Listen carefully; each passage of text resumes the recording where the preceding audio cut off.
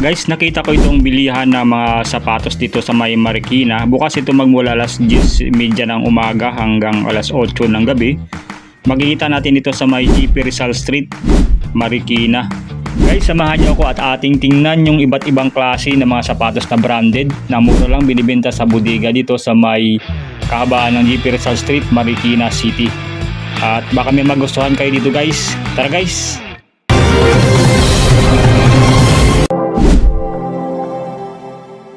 Magmula dito sa labas, sa mismong bodega, bilihan ng mga branded na surplus na sapatos, ay papasok na tayo sa loob guys. At tara guys, samahan nyo na ako at pupuntahan natin at alamin yung mga presyo ng mga sapatos at yung mga available na mga branded na sapatos na tinitinda dito guys. So makikita natin dito guys na napakadaming mga naka-stocks o naka-display ng mga branded na surplus na sapatos na binibenta lang guys ng